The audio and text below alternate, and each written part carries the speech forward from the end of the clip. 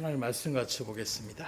이 시간 같이 나가는 말씀은 이사야 41장 8절로 14절까지 말씀입니다.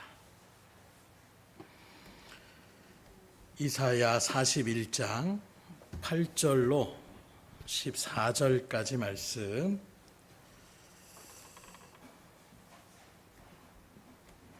우리 오랜만에 교도로 한번 읽어볼까요? 제가 한 절 읽고 여러분들이 한 절씩 읽어나가도록 하겠습니다. 이사야 41장 8절로 14절까지 말씀입니다. 그러나 나의 종 너 이스라엘아, 내가 택한 야곱아, 나의 벗 아브라함의 자손아,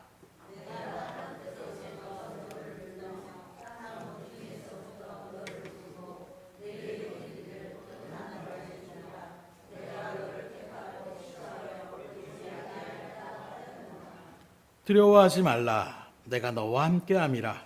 놀라지 말라, 나는 내 하나님이 됨이라. 내가 너를 굳세게 하리라. 참으로 너를 도와주리라. 참으로 나의 의로운 오른손으로 너를 붙들리라.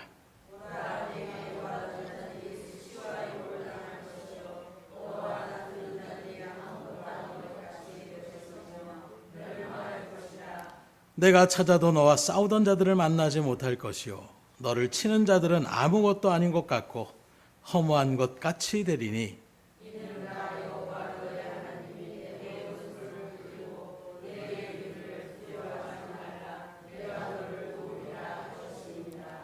버러지 같은 너 야곱아, 너 이스라엘 사람들아, 두려워하지 말라. 나 여호와가 말하노니 내가 너를 도울 것이라. 내 구속자는 이스라엘의 거룩한 이인이라. 아멘. 구약의 성경 가운데에 아주 특이한 구성을 갖고 있는 성경책이 바로 이사야서라고 얘기할 수가 있는데, 왜 그렇게 얘기를 하느냐? 우리가 성경이 몇 권으로 되어 있죠? 66권으로 되어 있습니다. 좀 더 세분화하면 구약이 39권, 신약이 27권으로 되어 있습니다. 그래서 주일학교 때는 39만 외우면 39, 27 해가지고 66권을 그렇게 외우라고 많이 했는데, 이사야서의 말씀이 마치 그와 같이 66장까지 있어요.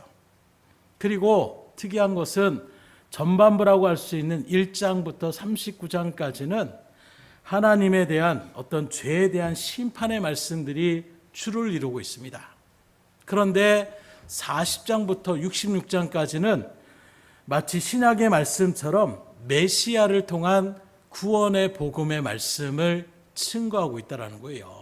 그래서 우연이라기보다는 하나님의 어찌 보면 세밀한 그런 계획하심을 우리가 바라볼 수가 있는데, 그런 일들 속에서 우리가 봉독한 41장의 말씀은 이스라엘 그 백성들을 하나님께서 도우시겠다라고 약속했으니까 두려워하지 말아라, 놀라지 말아라, 이렇게 선포하시면서 하나님의 명령과 약속이 주어지는 장인데, 이 명령과 약속은 과거 이사야 선지자에게만 해당되고 이스라엘 백성들에 해당되는 말씀이 아니라, 이렇게 말씀을 기록하여 오늘 저희들이 이렇게 대하게 되는 것은 이 말씀이 오늘 저희들에게도 동일하게 적용되는 말씀으로 받아들이라는 하나님의 뜻을 믿음 가운데 새기시고, 이 시간도 믿음으로 마음문을 여시고 길을 쫑긋 세우셔서 이 하나님의 말씀이 나를 향한 주의 말씀으로 그렇게 새길 수 있기를 주임으로 축복합니다. 왜냐하면 하나님은 과거에만 계신 분이 아니라 어제나 오늘이나 영원토록 동일하시다고 말씀하고 있는 거예요. 그런 모습이기 때문에 오늘 이 말씀이 오늘 저와 여러분들에게 주신 말씀으로 바라본다라면, 하나님께서 오늘 우리에게 무엇을 명령하고 무엇을 약속하고 있는지를 우리가 잘 바라봐야 되는데, 먼저는 두려워하지 말라, 이렇게 우리에게 명령하시는 거예요. 우리가 이런 두려워하지 말라, 누군지 두려워하고 싶겠습니까? 그러나 우리가 두려움 가운데에 나도 모르게 서는 거예요. 두려워하지 말아야지 해서 두려워하지 않을 거면 우리가 굳이 그렇게 걱정할 필요가 없습니다. 두려워하지 않으려고 하는데도 점점 마음 가운데서 두려움이 생기는 것은 막을 수가 없는 거예요. 그렇기 때문에 이런 두려워하지 말라라는 말씀만 우리가 붙잡고 나가는 것이 아니라, 이 두려워하지 말라라고 했을 때에 먼저 그럼 우리를 두려워하게 되는 것이 무엇인지를 먼저 우리가 분명히 알아야 되는 거예요. 원인을 알아야 문제를 해결할 수 있습니다. 세상에도 마찬가지예요. 원인은 여기에 있는데 다른 것에 계속 그걸 갖다가 아무리 막아도 원인이 제대로 그것이 치유가 되지 않으면 결국에는 금방 또 고장날 수밖에 없는 거예요. 그래서 차량이라는 것들을 운전하면 차가 많이 이렇게 고장이 날 때가 있는데 제일 먼저 하는 게 무엇입니까? 차가 지금 어디가 고장이 났는지를 먼저 살펴보는 것부터 시작하는 거예요. 갔는데 그냥 여기가 좀 문제 있는 것 같아요. 그렇다고 거기만 하지 않습니다. 다른 것들을 전반적으로 다 바라보고 거기보다는 여기가 문제가 있습니다. 그래서 저번에도 제가 치과를 가는데 치과를 별로 좋아하진 않아요. 근데 가는데 오른쪽 어금니 쪽이 위쪽이 자꾸 피가 이렇게 나가지고 그 일을 갖다가 좀 빼야 되겠다 하는 마음으로 간 거예요. 그랬더니 거기보다 왼쪽 아랫니 어금니 쪽이 거기가 문제가 있다고 오른쪽 이를 빼러 갔는데 왼쪽 어금니를 빼고 그냥 가라는 거예요. 제 마음에는 이해가 되지 않는 거예요. 그래서 오른쪽에는 계속 피가 또 고여서 이렇게 나오는 것입니다. 문제는 저는 여기를 고쳐달라고 했는데 엉뚱한 이빨을 뺐다고 생각하니까 왼쪽 이빨은 저에게는 봤을 때 욱신거리지도 않고 아프지도 않은데 어떤 CT 촬영을 이런 걸 해보니까 그쪽이 지금 많이 골맞고 이렇게 했다고 하는데 전혀 그런 아픔을 느끼지 못하는데 믿을 수가 없는 거예요. 그러니까 마음에 불신이 생기니까 다시는 그 치과에 제가 가겠어요, 안 가겠어요? 안 갑니다. 그런 일들 가운데 있는 거예요. 그래서 거기에 간다라고 해서 나는 오른쪽을 지금 고치러 왔다고 하더라도 의사들이 엑스레이나 CT를 촬영하면서 거기보다 여기가 더 심각합니다 라고 한다라면 거길부터 먼저 치료하는 것이 그게 의사의 바른 어떤 처방이라고 얘기할 수가 있을 거예요. 그래서 우리가 우리 자신을 아는 것보다는 계속 의사, 전문가를 찾아가는 이유가 바로 거기에 있는 것입니다. 내가 해도 도저히 안 되는데 전문가한테 갔더니 여기가 문제네요 라고 그것이 발견되었을 때에 그 문제가 해결될 수 있는 거예요. 그런 모습처럼 왜 우리가 두려움이 생기게 됐느냐, 원래부터 그럼 우리가 두려웠느냐, 그렇지 않다라는 것입니다. 성경 우리에게 분명하게 두려움이 과연 어디서부터 오는지를 얘기하고 있는데 여러 가지 원인이 있겠지만 가장 큰 핵심은 바로 죄로 인하여 우리가 두려움이 생겼다라는 것을 성경 우리에게 분명하게 증거하고 있는 것입니다. 그래서 우리가 잘 아는 것처럼 로마에서 말씀에 죄의 대가는 무엇입니까? 죽음이라고 얘기하고 있어요. 그 죽음이라는 것도 처음부터 우리에게 있었던 것이 아니라 죄가 들어옴을 통하여 하나님의 말씀에 불순종하는 그 죄로 인하여 이제 저 여러분들에게 육신의 죽음이라는 큰 고통이 우리 가운데에 놓여질 수밖에 없는 것입니다. 그래서 사람들은 그 죄 때문에 두려워하고 공포에 떠는 거예요. 그 죄의 삭 때문에, 그 죽음 때문에 두려움에 따라갈 수밖에 없는 것입니다. 더 나아가서 오늘날 현대를 살아가는 우리들에게 여러 가지 그런 두려움이 있는데 그 중에 가장 첫 번째가 바로 실패에 대한 두려움이라고 얘기할 수 있을 것 같습니다. 곧 실패에 대한 이 두려움이 가장 크기 때문에 열심히 최선을 다해 이 세상에서 살아가려고 우리가 노력을 하는 거예요. 근데 그런 실패를 어떻게 생각하느냐? 내가 남보다 뒤처지는 것도 실패라고 생각합니다. 그래서 대학에 떨어지게 되면 실패라고 생각해요. 사업이 문제가 생기게 되면 실패라고 생각합니다. 그래서 그 실패를 하지 않으려고 축월하고 학생들은 공부하고 축월하고 또 사업의 일들 가운데서 직장인들은 열심히 그렇게 땀을 흘리며 수고를 하고 살아가는 거예요. 그러나 하나님의 말씀 가운데 비춰보게 되면 하나님은 실패라는 것을 우리에게 말씀하고 있지 않습니다. 인간적으로 바라볼 때에는 실패처럼 보이지만 하나님의 믿음의 역사로 바라보게 되면 하나님의 백성들에게는 실패는 없다라는 거예요. 이게 무슨 말이냐? 가장 대표적인 예를 말씀드리게 됐다면 우리가 잘 아는 꿈의 사람이라는 요셉을 바라보세요. 부모에게 사랑받으면 다른 형제들보다 훨씬 더 부모의 아버지의 사랑을 받고 있을 때에 갑자기 애굽의 종으로 그렇게 팔려가게 됩니다. 육신적으로 바라보면 성공입니까? 실패입니까? 이건 무엇보다도 실패라고 얘기할 수밖에 없어요. 그래서 그런 일들 가운데 어렵고 힘든 일들을 지냈지만 또 보디발의 사람에게 장관에게 어찌 보면 신용을 얻어가지고 이제 그 집안을 관리할 수 있는 청직의 자리 가운데 딱 서는 거예요. 말 그대로 성공하는 것처럼 보입니다. 그랬더니 그 보디발의 부인이 요셉을 또 꼬십니다. 거기에 하나님의 말씀을 들어서 나는 그럴 수 없습니다, 범죄할 수 없습니다라는 그 강력한 믿음의 말씀 가운데 선포했음에도 불구하고 오히려 누명을 쓰고 왕의 제수대라, 쉽게 말하면 중범죄대로 들어갈 수 있는 그 감옥으로 또 들어가게 되는 거예요. 인생으로 바라보게 된 그 인생은 뭔가 좀 잘 되는 것처럼 보이는데 또 밑바닥으로 더 밑바닥으로 내려가는 이 요셉의 모습은 실패의 인생이라고 얘기할 수밖에 없는 것입니다. 그러나 그 인생으로 끝나는 것이 아니라 결국에는 어떻게 됩니까? 하나님이 요셉을 온전하게 쓰시기 위한 연단과 훈련의 과정이었음을 우리는 말씀드려 깨달을 수가 있는 거예요. 사실 아버지의 총애만 받고 있을 때 요셉의 그 자리 가운데서 어떤 백성들을 자기의 어떤 일가 친척들을 거느린다고 한다면 형들이 우려하며 나가는 시기와 질투 가운데 있는 그런 교만의 모습이 요셉 가운데 그대로 있었을 것입니다. 내가 일지간 앞에 선택받았고 내가 아버지한테 이렇게 총애받았으니까 형들 뭐라고 하지 마십시오, 내 말 무조건 들어야 됩니다. 아마 요셉은 이렇게 나갔을지도 몰라요. 그런 요셉의 마음을 하나님이 연단시키시는 거예요.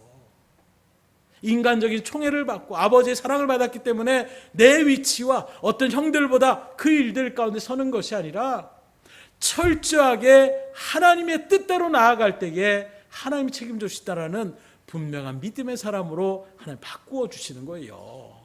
그것의 가장 큰 자리가 어떤 자리냐?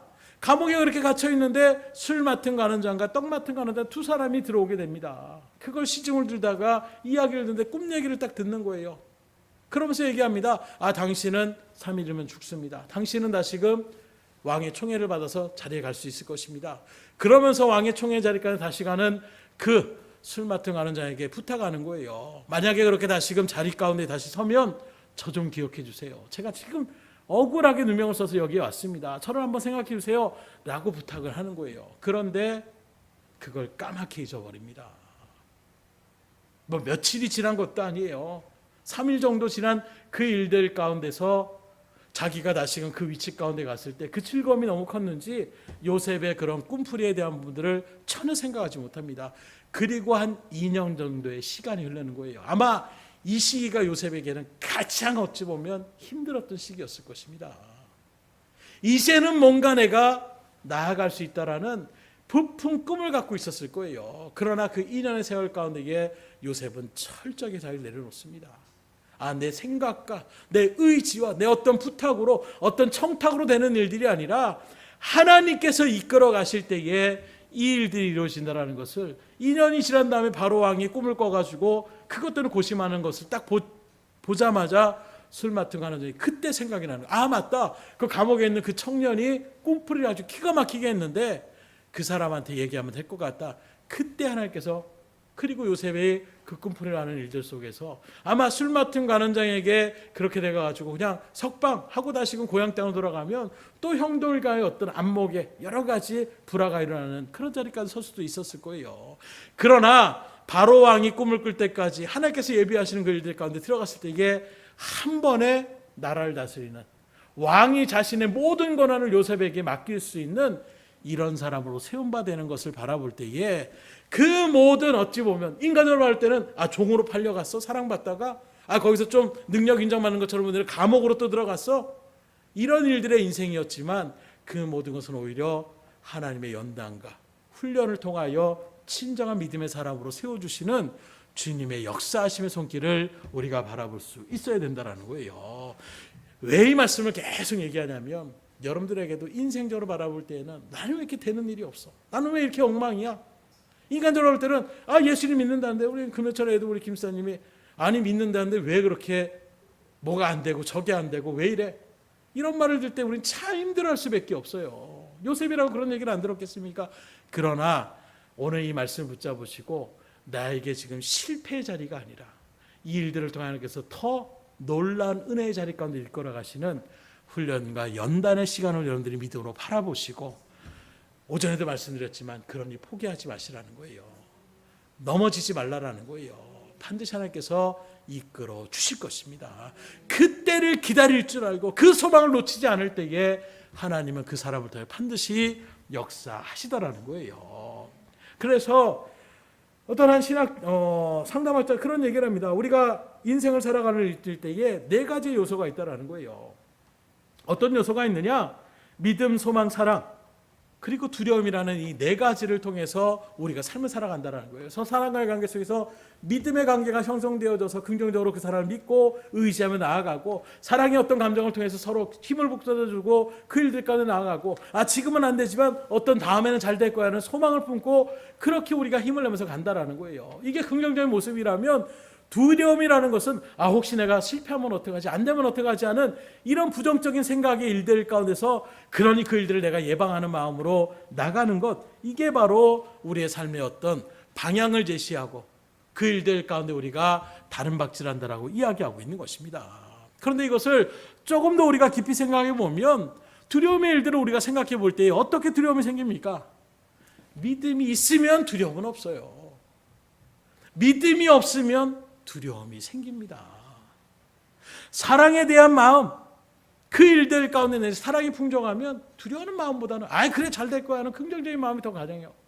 그러나 누구도 나를 사랑하지 않는다라고 했을 때에 우리는 한없이 두려움의 자리 가운데, 소외되는 가운데에 그렇게 떨어질 수밖에 없는 것입니다. 미래에 대한 소망도 마찬가지예요. 뭔가 그래도 소망이 있다라고 한다면 힘을 낼 수 있어요.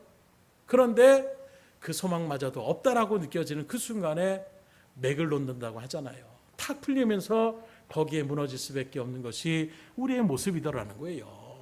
그러니 우리가 가장 두려워하는 것은 무엇이라고 얘기할 수 있느냐? 하나님의 약속의 말씀을 온전히 믿지 못할 때의 두려움은 생길 수밖에 없는 거예요. 역으로 얘기한다면, 우리가 하나님의 말씀을 그대로 믿음으로 온전하게 새기면 두려워할 것이 없어요. 여러분들은 어떻게 사시기 원하십니까? 두려움 가운데 살기 원하십니까? 두려움을 물리치시길 원하십니까?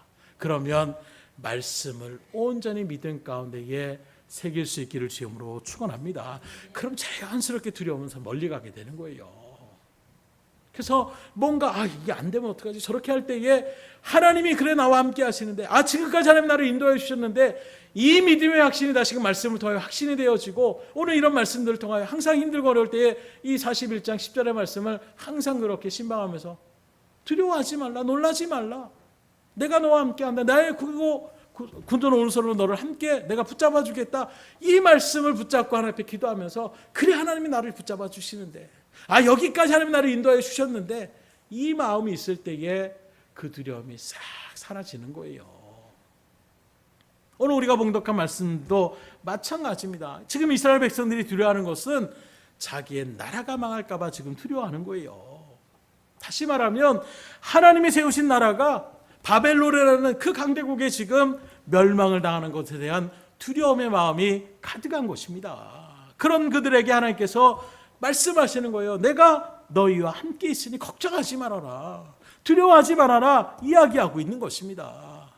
그런데 그 말씀을 믿지 못하니까 걱정이 되고 근심이 되고 두려움이 찾아오더라는 거예요. 오늘 우리들도 마찬가지예요. 지금도 사탄은 우리들을 끌어내기 위하여 가장 우리에게 쓰는 방법이 바로 무엇이냐? 두려움과 의심을 우리에게 주는 것입니다. 하나님 나 버리신 거 아닌가? 난 구원의 백성이 아니지 않는가? 하나님 이것까지 해줄 수 있을까? 의심이 우리 가운데 들어올 때에 바로 연결되어지는 것이 두려움으로 연결이 되더라는 거예요. 그래서 건강에 대한 어떤 의심이 생기면, 변을 봤는데 갑자기 피가 보인다, 그러면 우리 순간에 내 몸에 무슨 이상이 생긴 것이 아닌가, 이렇게 생기면 그 다음에 어떤 생각이 듭니까? 혹시 암에 걸린 거 아닌가? 혹시 불치병에 걸린 거 아닌가? 연장선상으로 가는 거예요. 그래서 의심부터 시작할 때에 그 의심이 항상 가는 것이 두려움의 자리 가운데 우리를 몰고 가더라는 거예요. 영적으로도 마찬가지입니다. 하나님의 사랑이 의심스러우니, 하나님의 말씀이 의심스러우니, 하나님에 대한 존재에 대한 의심이스러우니, 그러니 그 다음에 어떻게 되느냐? 두려움이 우리 가운데에 다가올 수밖에 없는 거예요. 하나님의 은혜가, 하나님의 사랑이, 하나님의 손길이 의심스러우면 그 다음에 당연하게 생겨지니까 하나님 나 버리신 거 아닌가? 하나님 나 안 도와주시면 어떡하지? 내 마음 가운데 의심이 생기는 그 순간 자연스럽게 우리는 두려움의 구렁텅이로 빠질 수밖에 없더라는 것입니다. 이렇게 바라볼 때에 모든 실패에 대한 두려움에 그 일들을 물리치려면 하나님의 약속의 말씀을 새길 수 있기를 주님으로 축원합니다. 말씀이 새겨지는 것이 그래서 중요한 거예요. 말씀을 여러분들이 안다라는 것이 그래서 중요한 것입니다. 그냥 막연하게 아이 두려워하지 말아야지, 하나님이 도와주시겠지, 막연한 이런 일들의 모습이 아니라 분명한 말씀의 근거를 가지고 하나님 앞에 나아갈 때에 우리의 마음은 더 믿음으로 든든하게 설 수 있는 거예요. 두 번째는 미래에 대한 두려움입니다. 당연한 것입니다. 누구도 우리는 미래를 예측할 수 없어요. 오늘 저녁에 무슨 일이 일어날지 누구도 장담할 수가 없는 것입니다. 그러니 불안한 거예요. 오늘 본문에 나오는 이스라엘 백성들도 나라가 망할 것 같습니다. 그러니 벌벌벌 떨고 있는 거예요. 우리나라도 예외 없잖아요. 유일하게 어찌 보면 분단 국가로서 북한에서 지금 뭔가 조짐만 하면 난리가 나잖아요.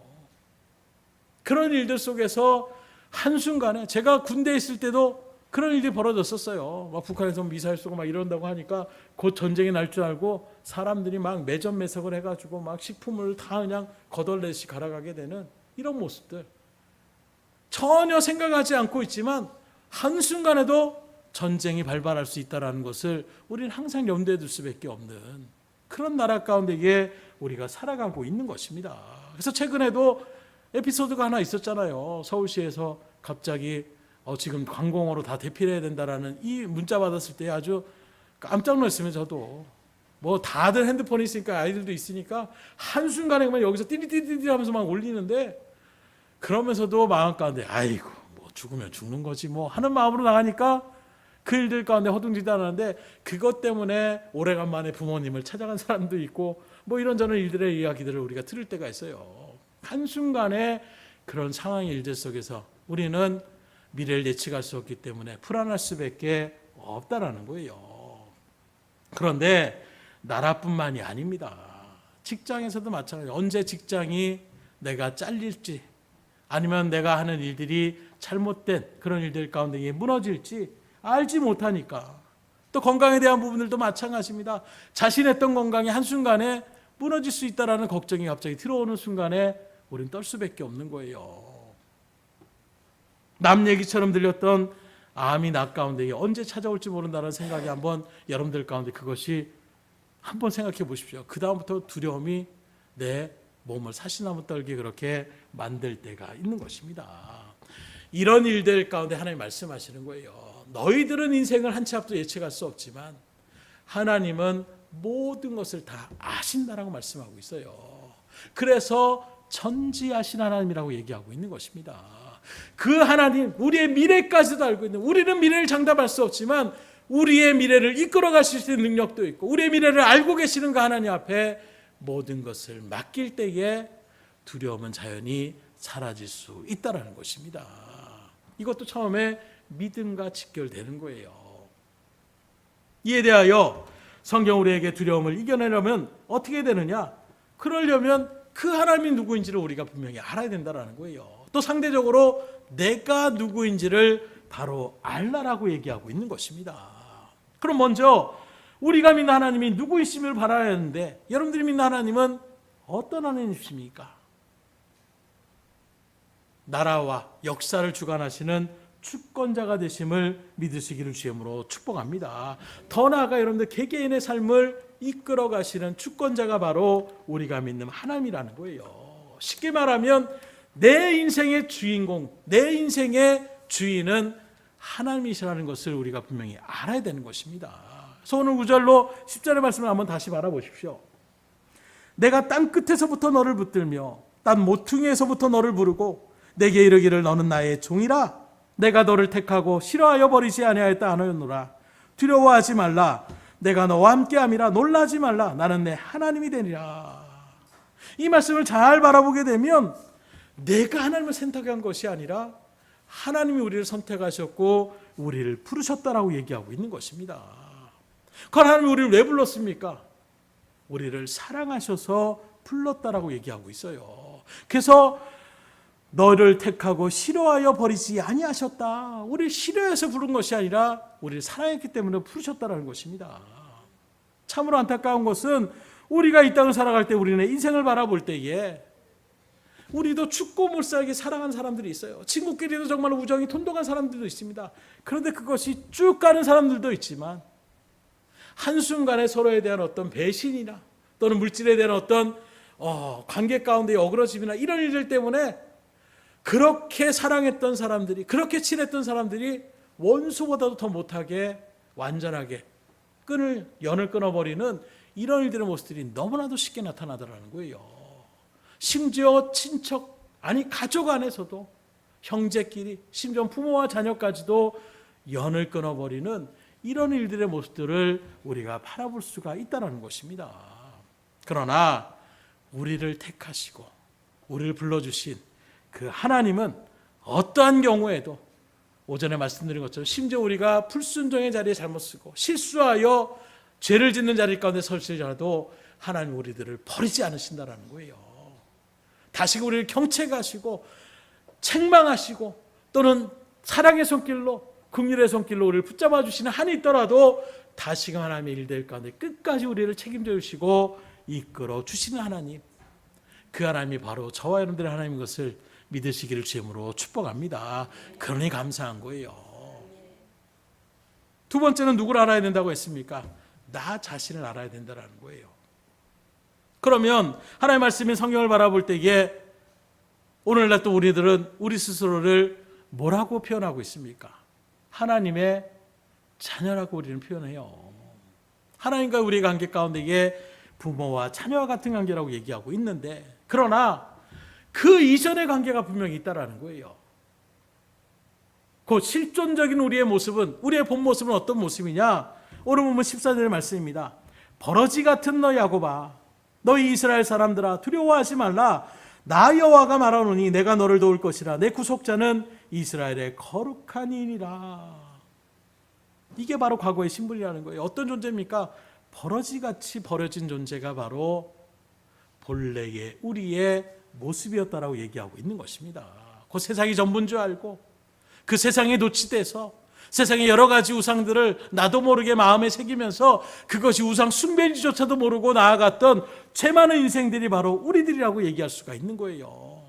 영적으로 바라보면 아무것도 할 수 없는, 연약하고 내가 뭘 하려고 해도, 내가 하나님 앞에 열심히 충성하려고 해도 그렇게 나아갈 수 없는 보잘것없는 존재가 바로 우리의 본질의 모습이었다고 얘기하고 있는 것입니다.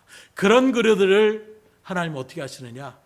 버러지 같은 너희들은 못 쓰겠다. 이게 아니라 그런 우리를 포기하지 않고 품으시고 변화시켜 주셔서 하나님의 놀라운 은혜의 일들 가운데 믿음의 주역으로 그렇게 사용하시는 분이 우리의 하나님인 것을 성경 우리에게 분명하게 증거하고 있으니 지금 내 처지를 바라보고 한탄하지 마세요.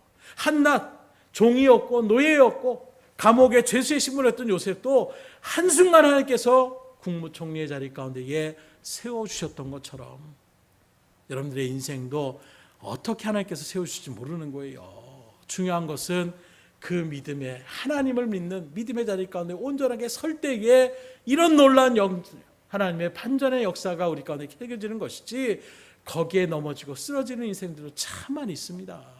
안타까움의 모습들 또한 성경은 여러 인물들로, 아니 오히려 정반대로 사울왕과 같은 경우는 그렇게 겸손한 일들 가운데 섰던 사람은 하나님께서 능력을 주셔서 위대한 지도자로 세워주셨는데 그 일들 가운데 오히려 그 세상에 도취되어져서 교만한 마음 가운데 하나님의 말씀을 불순종함으로 오히려 참 비참한 최후로 생을 마감하게 되는 안타까움의 생도 우리에게 분명히 기록하고 있어요. 선택은 여러분들에게 있습니다. 믿음으로 끝까지 믿음의 자리를 지켜나갈 것이냐, 아니면 내 어떤 유익을 쫓으며 나가는 일들 가운데에 나는 그래도 하는 이게 좋습니다라는 마음으로 자기 뜻대로 살아갈 것이냐. 우리에게 자유의지를 하나님은 주신 것이고 그 하나님은 여러분들이 잘못된 선택을 했을 때에 다시금 바른 선택의 자리 가운데로 인도하여 주실 것이니 그런 믿음의 일들 속에서 다만 뭐라고요? 잘못되는 거 하면 하나님의 매를 맞는 그 자리는 굉장히 아프다. 그러니 웬만하면 매 맞지 말고 막내 아들과 막내 딸처럼 지혜롭게 바라보고 저 날 맞기 전에 내가 먼저 잘못했습니다 라고 하고 빨리 돌이키면 하나님께서 은혜를 주시는 거예요. 그래서 고린도전서 말씀을 바라보게 되면 하나님께 쓰임받는 사람들을 이렇게 표현합니다. 고린도서 1장 26절 29절에 형제들아 너희의 부르심을 보라. 육체를 따라 지혜로운 자가 많지 않고 능한 자가 많지 아니하며 문벌 좋은 자가 많지 아니하도다. 그러나 하나님께서 세상의 미련한 것들을 택하사 지혜 있는 자들을 부끄럽게 하려 하시고 세상의 약한 것들을 택하사 강한 것들을 부끄럽게 하려 하시며 하나님께서 세상의 천한 것들과 멸시받는 것들과 없는 것들을 택하사 있는 것들을 폐하려 하시나니 이는 아무 육체도 하나님 앞에서 자랑하지 못하게 하려 하심이라. 세상은 능력 있는 사람을 찾아요. 그래서 스펙을 가져와 봐라.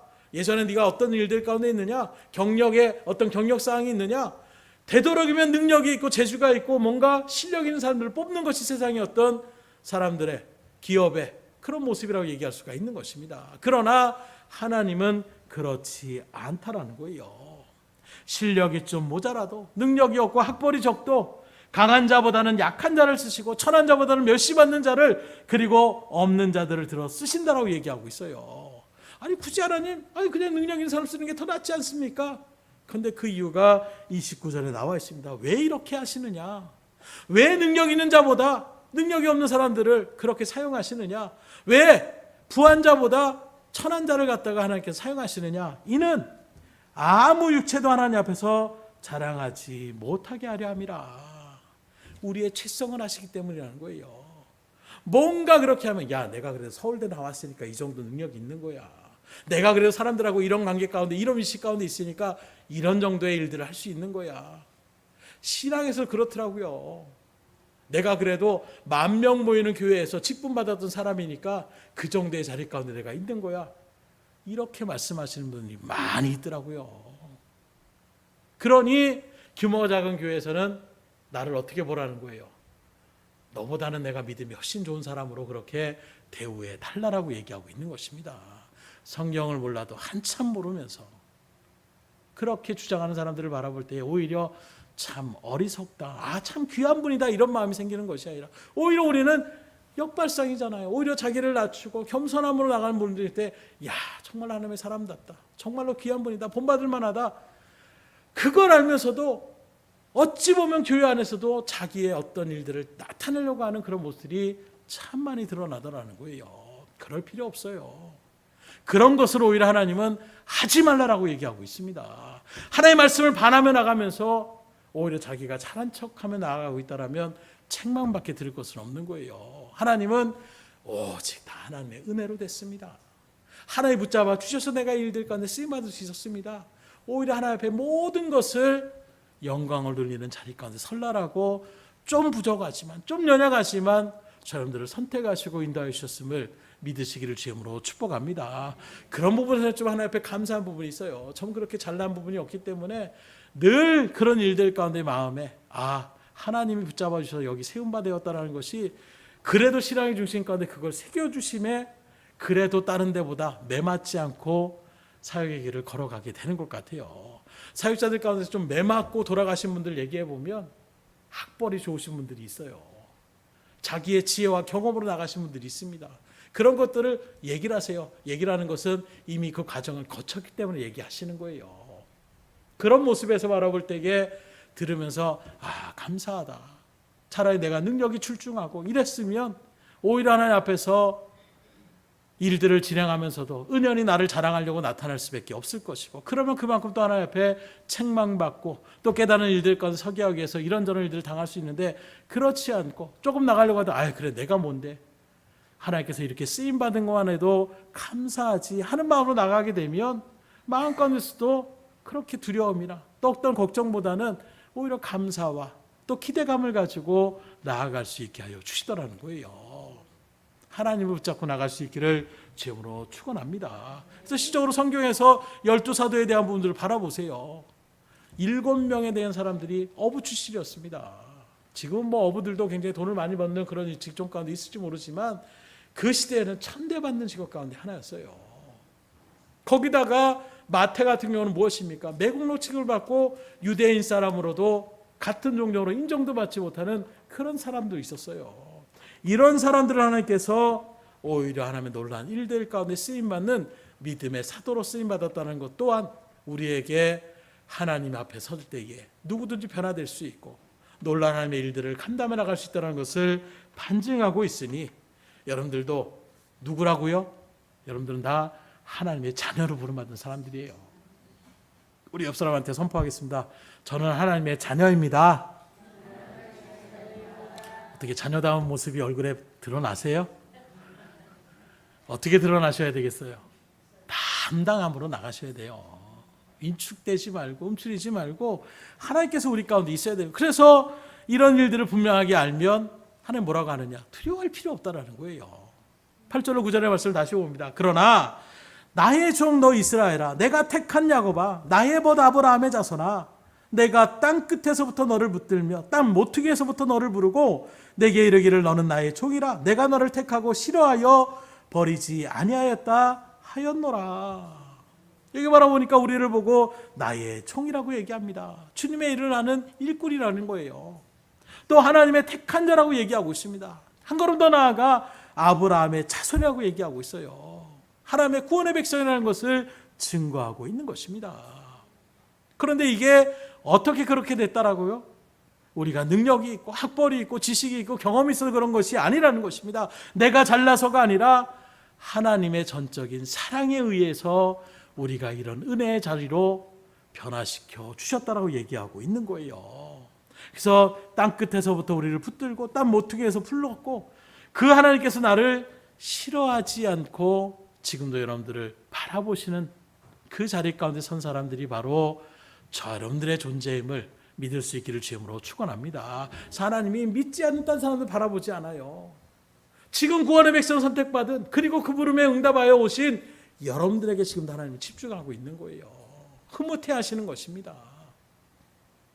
이런 일들 가운데서 오늘 주님께서는 하나님의 도움의 약속을 믿으라고 말씀하고 있어요. 14절 하반절을 다시 보면 이스라엘 사람들아 두려워하지 말라. 나 여호와가 말하노니 내가 너를 도울 것이라. 내 구속자는 이스라엘의 거룩한 이니라. 여기 보니까 내가 너를 도울 것이라 말씀하고 있어요. 하나님은 우리를 도와주시겠다고 약속하고 있는 것입니다.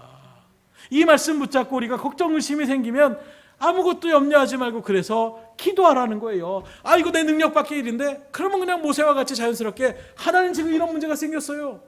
전 못합니다. 이전에 자기의 입장 가운데서 내가 40대의 나이에 전략과 전술을 배우고 검술과 봉술과 창수가 이런 것들을 배워가지고 한 사람 10사람도 내가 상대할 수 있다라는 그 마음 가운데 있는 모세를 하나님이 사용하시지 않습니다. 그때 사용하면 모세는 봐라 내가 애굽의 어떤 오히려 하나님을 의지하기보다는 애굽의 학문을 의지하며 나갔을 거예요. 그러나 이제 완전하게 노인이 되어져서 지팡이 의지하며 나가는 그 모세를 갖다가 하나님 선택에 부르니까 애초부터 이제는 저 자세입니다. 나 말도 못하고요. 나 못합니다. 괜히 또 애국 갔다가 저 알아보는 사람이 있으면 죽음을 나가면 어떡할까 하는 두려움이 있는 거예요. 그때 하나님께서 네 손에 준 지팡이를 능력의 지팡이로 만들어 주십니다. 그리고 나를 믿고 가라는 거예요. 근데 처음에 보기 좋게 애굽왕한테 얘기를 했더니 보기 좋게 실패합니다. 인간적으로 바라보면 애굽왕이 이게 무슨 말도 안 되는 노인네 하나가 와가지고 하나님의 백성들 우리가 노예로 지금 우리 어찌 보면 자원과 같은 그 백성들을 갖다가 풀어주라고 말 같지도 않은 소리를 하고 있다. 이게 겁대가를 상실했구나. 그래서 오히려 이스라엘 백성들에게 노역을 더 충하게 매깁니다. 그랬더니 이스라엘 사람들도 모세를 바라보면서 욕을 하는 거예요. 누가 너보고 우리 대신해서 얘기해달라고 했느냐? 누가 우리에게 자유를 준다라고 얘기를 했느냐? 그랬더니 모세가 이제 어떻게 해요? 하나님 앞에 나가서 얘기하는 거예요. 내가 뭐라고 했습니까? 내가 이렇게 얘기하면 안 들을 거라고 얘기했는데 굳이 나보고 하라고 하시더니 결과가 이게 뭡니까? 그랬더니 하나님께서 뭐라고 하느냐? 그럼 다시금 바로왕한테 가서 이렇게 해라. 지팡이를 던지라. 나일강에서 나일강을 쳐라. 하나님께서 하나하나 알려주시는 거예요. 그 하나하나의 일들 가운데서 바로의 어떤 심혈을 꺾는 것도 있지만 모세의 믿음을 세워가시는 거예요. 아, 하나님은 다 하실 수 있구나.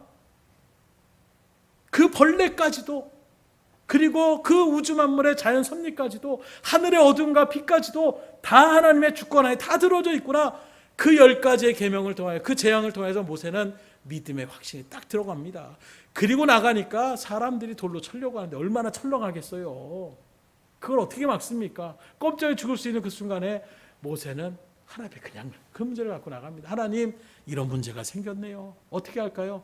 하나님이 기다렸듯이 이렇게 해라, 저렇게 해라 말씀해 주신 대로 나아가니까 문제가 해결이 되더라는 거예요. 그러니 주의 말씀처럼 오늘 일도 마찬가지예요. 하나님께 도움을 요청하세요.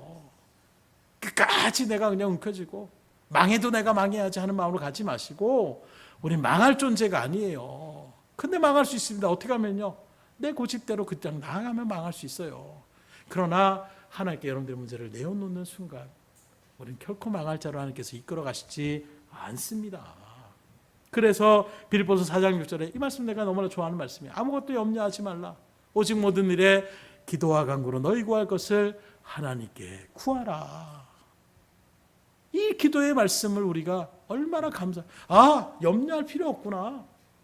하나님의 이름 앞에 간절함만 우리가 기도하면 하나님께서 역사해 주신다는 이 약속의 말씀을 붙잡고 나가는 사람은 기도의 무릎을 꿇는 거예요. 하나님 도와주세요. 지금 문제 생겼습니다. 이렇게 나갈 수가 있는 거예요. 그 하나님의 일들 가운데서 이렇게 오늘 말씀에도 나아가니까 하나님 앞에 문제를 맡깁니까? 어떻게 됩니까? 11절에 바라보게 되면 보라, 내가 노하던 자들의 수치와 욕을 당할 것이요 너와 다투는 자들이 아무것도 아닌 것 같이 될 것이며 멸망할 것이요 내가 찾아도 너와 싸우던 자들을 만나지 못할 것이요 너를 치는 자들은 아무것도 아닌 것 같이 허무한 것 같이 되리라. 쉽게 말하면 너희들의 대적 가운데 있는 사람들을 하나님이 다 처리해 주겠다 말씀하고 있는 거예요. 하나님, 저 외적이 쳐들어오면, 그 강력한 문제가 오면 우리나라 망하는데 어떻게 됩니까? 걱정할 필요 뭐가 있느냐. 내가 있는데 나한테 도움을 청하면 내가 그 모든 일들을 다 막아줄 것인데 뭘 걱정하느냐고 하나님께서 말씀하고 있는 것입니다. 그럼 그 하나님이 우리를 어떻게 도우시다고 약속하고 있습니까? 10절의 말씀입니다. 두려워하지 말라. 내가 너와 함께함이라. 놀라지 말라. 나는 내 하나님이 되리라. 내가 너를 굳세게 하리라. 참으로 너를 도와주리라. 참으로 나의 의로운 오른손으로 너를 붙들리라. 하나님은 처음에 우리와 함께 하시겠다고 약속하시는 거예요. 그래서 지금도 그 하나님은 우리와 함께 하실 하나님이십니다. 저 멀리 계신 분이 아니에요. 지금도 여러분들과 함께 하시는 그 임마누엘 하나님이 바로 우리의 하나님이 되시고, 그러니 그 하나님을 믿음 가운데 바라보시며 실패할까 두려워하지 마세요. 두 번째로 하나님 뭐라고 합니까? 나는 내 하나님이 되리라. 하나님이 다른 사람의 하나님이 아니라 나의 하나님이 되셔야 되는 거예요. 그래서 주의 일들 가운데서 이 약속의 말씀을 붙잡고, 그래 그 능력의 하나님은 내 하나님이 되면 문제가 생기지 않아요. 어떻습니까? 지금 여러분들에게는 그 하나님이 살아계시고 역사하시는 하나님으로 분명히 믿음으로 바라보십니까? 혹시 남의 하나님이 되시면 안 돼요. 내 하나님이 되셔야 돼요. 내 능력의 하나님이 되셔야 돼요. 아멘으로 하시니까 감사가 되네요. 원래 제가 준비할 때는 그런데 왜 이렇게 인상 쓰고 계세요? 그런데 왜 이렇게 힘들어하세요? 이렇게 나가야 되는데 아멘 하고 나가시는데 바로 그거예요. 딴 사람의 하나님이 되시지 않고 그 하나님이 내 하나님이라고 한다면 왜 우리가 인상 쓰고 계셔요? 왜 우리가 걱정하며 근심할 필요가 있습니까? 그 하나님이 어떤 하나님이신데요? 능력의 하나님이시잖아요. 믿음만큼 그래서 하나님의 역사는 이루어지는 것입니다. 우리 한번 그런 믿음으로 선포하겠습니다. 옆 사람한테 그 하나님이 나의 하나님이십니다. 정말 믿으십니까? 그 하나님이 여러분들의 하나님이세요. 남의 하나님이 되시면 안 돼요. 가끔 모르는 사람들이 우리 조카가 목사님이야. 그 목사님 하나님이 내 하나님이야. 우리 며느리가 예수님 잘 부르니까 나도 괜찮아. 그건 딴 사람의 하나님이에요. 내 하나님이 되셔야 돼요. 그때 믿음이 확실히 되는 거예요. 그래서 체험은 딴 사람이 체험하는 것으로 만족하지 마시고 내가 체험하는 것으로 만족하셔야 돼요. 저도 맨 처음에는 저렇게 하니까 그럴 수도 있구나. 그게 계속 주위에 있는 사람만 되니까 나중에 저도 모르게 화도 나고 또 질투도 나고 나도 보고 싶다. 나도 만나고 싶다. 이런 마음이 생기고 부르짖으니까 하나님이 저도 만나 주시더라고요. 그래서 하나님은 지금도 간절히 찾는 자를 만나 주셔요. 찾아주십니다. 그 하나님께서 크고 의로운 손으로 우리를 붙잡아 주신다고 말씀하고 있어요. 가끔 계곡이나 이렇게 높은 지대 가운데 오면 예의상 남자들이 어떻게 합니까? 손을 이렇게 받쳐주잖아요. 잡아주면 그거 손 의지하면 나가도, 또는 언덕을 올라갈 때는 힘들다고 하면 손 딱 잡아주면 그러면 올라가는 것처럼, 등을 떠밀려 주면 올라주는 것처럼 하나님이 우리의 인생에 크고 어려운 손으로 붙잡고 이끌어 주신다는 거예요. 그래서 이런 얘기할 때 항상 제 마음에 떠오르는 것은 우리 아이들, 뭐 3살, 4살 이제 막 걸음마하려고 하는 아이들 손잡아가는 부모님들, 저는 그게 참, 우리 하람이 맨 처음에 갔을 때 대롱대롱 매다는 게 아직도 그냥 그것이 느껴지는 것 같아요. 그냥 손 놔달라고, 자기가 막 걷겠다고 하는데 안 돼 아직. 그리고 이제 손을 잡고 가는데, 잡다가 뭐 넘어질 수도 있고 또 뭐 구덩이가 갑자기 나타났으면 걔는 넘어졌다고 생각하는데 어떻게 됐어요? 공중에 대롱대롱 매달려 있어요. 왜요? 아빠가 꽉 잡고 있으니까. 하나님이 우리를 그렇게 붙잡아 주시는 거예요. 나는 넘어졌다가 아이고 큰일 났구나 하는 순간에 하나님의 손으로 잡아주실 때에 우리는 넘어지지 않는 거예요. 그 하나님의 약속의 말씀을 붙잡으시고 믿음으로 한 걸음 한 걸음 전진할 수 있기를 주님으로 축원합니다. 말씀을 드립니다. 우리 인생의 일들, 아무리 이렇게 말씀을 들어도 좀 힘들고 어려운 일이 생기면 우리도 모르게 짜증이 나고 한심이 나고 걱정이 되고 근심이 될 때가 있습니다. 조그만 몸에 문제가 생긴 것 같으면 덜컥 겁이 나는 것이 우리의 어떤 인간의 본모습을 얘기할 수가 있는 거예요. 말로는 에이구 죽어도 괜찮아 이렇게 얘기하고 있지만 막상 내 마음 가운데, 내 몸 가운데 실제로 이상의 모습이 나타나면 두려움에 사로잡히는 것이 우리의 모습이지 않습니까? 이제 더 이상 오늘 말씀 붙잡으시고 그런 자리에서 훌훌 털어 일어날 수 있기를 주님으로 축원합니다. 그러면 어떻게 된다고요? 하나님의 약속의 말씀을 붙잡으셔야 돼요. 그냥 내 마음으로, 내 의지로 그냥 도와주실 거야. 무대뽀적인 이런 모습이 아니라 분명한 말씀의 근거를 통해서 하나님 우리를 크고 오른손으로 붙잡아 주신다고 약속했으니 하나님 믿습니다 라고 나아갈 때에 두려움은 사라지는 거예요. 물러가는 것입니다. 지금도 사탄은 우리를 죽음의 두려움 가운데로, 실패의 두려움 가운데로 이렇게 우리를 협박하고 우리를 무너뜨리려고 수없이 우리의 마음을 흔들려고 합니다. 이제 더 이상 그런 모습에 속지 마세요. 그런 일들에 처절하지 마십시오. 오늘 하나님의 약속의 말씀이, 이 성경은 우리에게 분명히 뭐라고 합니까? 두려워하지 말라, 놀라지 말라 분명히 말씀하고 있어요. 왜요? 내가 너와 함께 하니까. 나의 크고 오른손으로 너를 붙잡고 있으니까 두려워하지 말고 놀라지 말라라고 얘기하고 있습니다. 이 약속의 말씀을 그대로 마음에 새기고 붙잡으셔서 넘어지고 쓰러지는 순간이 다가올지라도 하나님 도와주세요 믿음으로 요청하고 간구하는 자리 가운데 이게 넉넉함으로 이기게 해주시는 주님의 은혜를 체험하시고, 그 체험한 은혜를 또한 믿음의 사람들, 또 믿지 않는 영혼들에게까지도 증언자의 역할을 감당하셔서 하나님의 큰 기쁨이 되시는 여러분들의 될 수 있기를 주님으로 축원합니다. 기도하겠습니다.